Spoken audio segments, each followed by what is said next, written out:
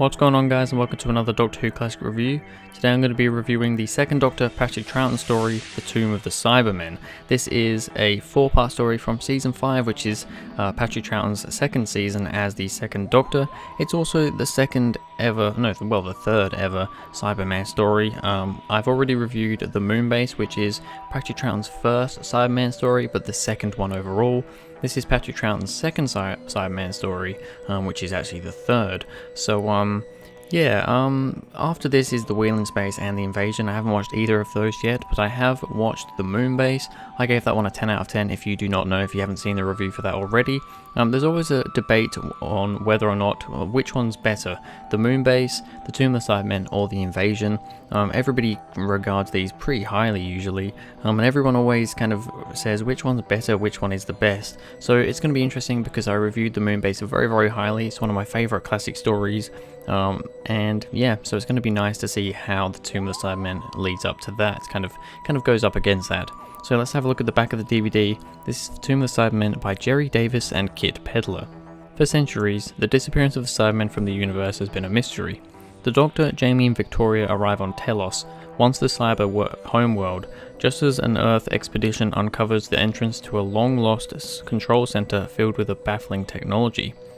With the Doctor's help, the archaeological party discover the last of the Cybermen, frozen and entombed in a vast underground cavern. But by entering the tombs, the humans have sprung a fiendish trap. All around them, the Cybermen begin to rise from the dead. So this is quite an interesting little story here. Kind of says it in the name, The Tomb of the Cybermen. A bunch of expeditioners and the Doctor and his friends, Jamie and Victoria, find the tomb of the Cybermen, and they have to see what's inside. And of course, it's Cybermen. And yeah, it all kind of goes from there. So a nice little story here. I do quite enjoy the premise of it, and yeah, altogether I think I do quite enjoy it. But anyway, let's first of all go on to the cast of this episode. So we start as usual with the Doctor. Of course, this time we've got Patrick Troughton as the second Doctor. Once again, does a really, really great job. I'm loving Patrick Troughton as the Doctor at the moment. He's becoming one of my favourite Doctors of the classic series pretty damn quickly. I'm absolutely loving him. This is the third time I've ever seen him in one of his own stories. Like I said, I've also seen The Moonbase, and I've seen The Enemy of the World, which is also a review on my channel. So this is the third standalone second Doctor story I've seen, and yep, once again, Patrick Troughton is on top form. He's funny, he's charismatic, he's just a really, really good Doctor. Then we have the companions in the form of Fraser Hines as Jamie McCrimmon. I really, really love Jamie. I think he's such a cool companion. He's actually the longest serving companion on Doctor Who, even to this day. So that's really, really cool. And yeah, I think he's a funny character. He has great chemistry with Patrick Troughton. And you know, it's just, I think Jamie is just such a great companion. We then have Deborah Watling as Victoria Waterfield. I've seen her in The Enemy of the World. That's the only other appearance I've seen her in though, and I think in this one she's pretty good. She's a little bit screamy at some points, which she didn't really have too much of, I don't believe, in The Enemy of the World. But in this one she does have a few screamy moments. I believe this is her first trip in the TARDIS. The episode before this, which I'm not sure what it was, but whatever the episode was before this was her first episode. And then, you know, now she's in this one. So yeah, it's her first trip in the TARDIS from what I can imagine, so I suppose the screamy moments are kind of validated by that. But yeah, altogether though, I think Victoria is pretty decent.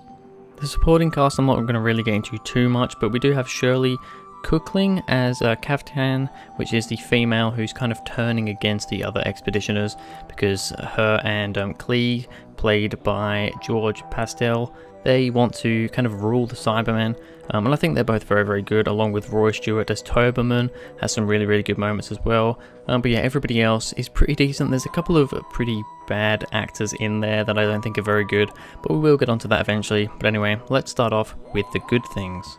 So starting off the list of good things, the Doctor making fun of Jamie's kilt. That's a really, really funny moment, you know, when they're about to step into the tombs and Victoria's scared, and the Doctor's like, oh, you look lovely, Victoria, your skirt isn't that short or something, I mean, look at Jamie's. And that's just a really, really funny moment there. You know, once again, that just shows that what's the word, oh god, I can't think of the word, just how well Patrick Troughton and Fraser Hines get on together, and how well the two characters have the chemistry. That's it, the chemistry that they have really, really good. The first time we see the Cybermats is in this story, which is pretty damn cool. The Cybermats were never really a massive thing, I don't think, in Doctor Who, but, you know, they have recently come back in New Who, and yeah, it's nice to see them for the first time. In this one, they do look a little bit strange, but, you know, nevertheless, pretty cool. The Cybermen breaking out of their tombs, of course, this is a very, very big moment in Doctor Who, a moment that's been remembered, a very, very classic moment in Doctor Who, and yeah, it's pretty damn cool, the Cyberman music in the background, and them just all breaking out of the tombs as they defrost, just a very, very cool moment. This is of course also the Cyber Leader's first appearance. I do think that the Cyber Leader looks a little bit strange with kind of the giant pointy brain on his head. I do think he looks a little bit weird. The new series Cyber Leader does look a bit better in my opinion, but you know, still, this is the first ever appearance of the Cyber Leader, and it's definitely a cool thing to have. The Doctor's Our Lives speech is absolutely amazing. Probably the best speech from Patrick Troughton. It's the only one that I really know of properly. You know, our lives are different from anybody else's. Such a really good speech with the Doctor telling that to Victoria. Just such a good speech. Clee trying to bargain with the Cybermen. This is just really, really cool. You know, you have this character, Eric Klieg, who is trying to kind of make the Cybermen work for him, basically. And I think that's just really cool. I like how he just doesn't give up. He just keeps trying and trying and trying. When the Cyber Leader supposedly dies, he, you know, because he has that moment where they kind of get kicked out and he realizes what the Cybermen are trying to do, and then he kind of thinks back on himself. But when the Cyber Leader dies, he thinks, oh, the Cyber Leader's dead. Now they're gonna, you know, they don't have their leader anymore, so now we're gonna take all the kind of soldiers and make them ours. I think that that's just really, really cool. It really adds to the story, and yeah, just a really nice little thing. Toberman killing the Cyberman, that's that bit where he kind of kills the Cyberman and all the like foamy stuff comes out of its chest. I thought that was a really cool, kind of creepy scene there. Really showed, you know, how Toberman, he got, I don't think he really got converted, but he got programmed, I suppose, by the Cybermen to work for them, but then, you know, he obviously still had some human in him and some emotions, because he then turned on the Cybermen that he was working for, killed that Cyberman, all the foamy stuff came out of its chest. I thought that was a really cool moment. And then also him getting killed from closing the door when the Cyber Leader was trying to get out after all the other Cybermen had been frozen. Yep, I liked how he, you know, pretty much sacrificed himself to save the others and save the world from being invaded by the Cybermen. Really, really cool moment. I thought Toberman was a pretty nice character. And then finally the teaser at the end with the Cybermat suggesting that the Cybermen will return. I thought that was pretty cool. You know, you've got Toberman dead on the floor after he gets electrocuted by the door, and you've got a Cybermat that managed to get out.